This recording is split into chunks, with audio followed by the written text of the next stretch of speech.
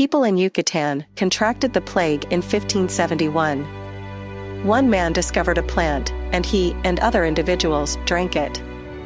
The chemical turned the subjects blue and rendered them airless. They swiftly relocated to the ocean, where they founded the Talocan civilization in the deep ocean. Kukulkan was born to one of the ladies who consumed the plant. The infant went on to become Talocan's king. Fen requested to be buried on the land when she passed away. In order to reach the area where he spotted a civilization, Kukulkan led some guards up. In order to make way for his mother's burial, they attacked civilization. He was known as Namor by one of the locals, which is Arabic for the boy without affection. To help her brother and Wakanda's king, Chala, who is unwell and in need of a heart-shaped herb, Shuri works diligently in her lab. Ramonda announces the death of the king as she enters the lab gently. Wakanda is still having issues with other countries desiring its vibranium a year later. The Dora Milaje apprehend French soldiers who attempt to break into their position. Later, Ramonda discusses the French heist with the UN and makes the information public. She reminds the nations that they will continue to battle even without the Black Panther. Americans at a mining outpost mine for vibranium in the ocean using a vibranium detector developed by Riri Williams, an MIT student. This is how they locate vibranium in the sea. They are suddenly attacked by Talacanals, who are angry that they are stealing their vibranium. Namor attacks the last survivor helicopter and destroys it. Ramonda and Shuri in Wakanda visit the sea to lament the passing of Chala 1 year earlier. Shuri is not entirely prepared for this, so they burn their burial robes to symbolize the end of the period of grief. Then Namor shows up, crossing the boundary by swimming under the water. He informs them about Talocan's existence and asks for their assistance in preventing foreigners from obtaining vibranium. Additionally, he explains that vibranium is found in Talocan in addition to Wakanda. Concerned by his presence, Ramonda reprimands him.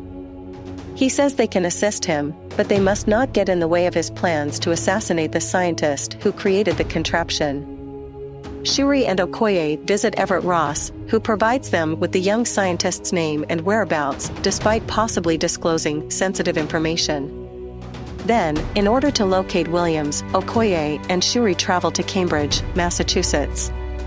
When they pursue her to her garage, she reveals that she is creating an Iron Man-style suit of armor. However, the FBI is keeping an eye on them. Williams escapes wearing her armor, Okoye escapes in a car, and Shuri escapes on a motorcycle. They unexpectedly run into Talacanals, Atuma, and Namora. After a brief battle, Williams and Shuri are taken prisoner.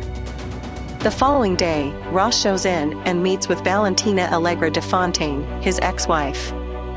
He also discovers and conceals Kamoyo beads.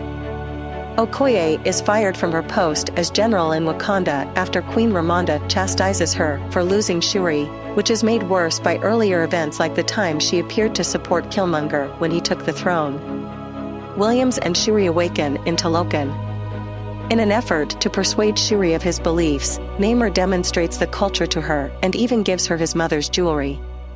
She rejects the idea of killing Williams, though.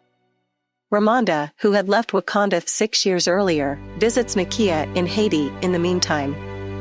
She requests that Nakia locate Shuri for her. Nakia conducts some espionage and discovers the location. Williams and Shuri are subsequently separated from Ramonda while Ramonda discusses Namor's strategy with Namor.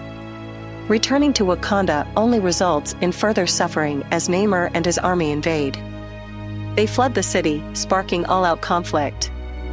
Before flooding the throne room where Ramonda and Williams are being held, Namor takes care of all the Wakandan vehicles. Ramonda swims to save Williams as she begins to drown. She succeeds in rescuing Williams, but only at the cost of her own drowning. As Namor informs Shuri that she is now queen, she laments the death of her mother. Then he and his group depart the nation. When Allegra de Fontaine learns that Ross has been speaking with Wakanda all along, she has him detained. After the burial, Baku speaks with Shuri and advises her morally not to murder Namor. After that, he promises to house any displaced Wakandans as a result of the attack. Shuri then fashions the fake heart-shaped herb, which ultimately succeeds, using Namir's mother's bracelet. After taking it, she enters the astral plane where Eric Killmonger welcomes her and asserts that they are identical. After some debate, Shuri declares she will murder Namor as retaliation. Shuri gets out of bed and puts on a suit. She then enters as the Black Panther into a conference between Baku and the Elders. Shuri and Williams recognize that they can weaken Namor by heating his body to a point where it is deprived of oxygen before to the fight. The second Ironheart armor is then created. Shuri provides Okoye with new armor called the Midnight Angels that functions quite similarly to Iron Man's as well. Nakia joins Okoye's two-woman team after being recruited by her. They deploy a ship in the ocean to entice the Talacanals into a trap. As Namor appears to have the advantage, the fight starts. But as they flee the conflict, Black Panther captures him on a Royal Talon fighter. On the side of the ship, the Dora Milaje are engaged in combat with the Talacanals, while Nakia, the Jabari tribe, and others are engaged in conflict with those on top. The Talacanals in the air are handled by Ironheart and the Midnight Angels. Namor is weakened by Black Panther's heating of the Royal Talon fighter, but he still starts to charge with his spear. The entire ship explodes as Black Panther fires a blast from her vibranium gauntlets, dropping the two foes into the island below. After additional fighting, Namor finally impales Shuri. However, he is more concerned with reaching the lake before he passes away than with killing her. A hurt Black Panther escapes and advances on the limping Namor. She then shouts "Wakanda Forever" as she puts on her armor and attacks Namor with a blast from the exploding Talon fighter. As he falls, he is set on fire. She approaches him to kill him, but stops herself when she thinks of her brother, T'Challa. She chooses to spare Namor's life as long as he goes back to Talokan in light of her memories of the man he once was. The Black Panther has earned Namor's appreciation, and he follows her as they head back to the battleground to order everyone to stop fighting. Wakanda Forever is then shouted once more by Black Panther as the others echo him. Williams doesn't bring her armor back to MIT afterwards since the Wakandans do not want any controversy if they allow her to keep it.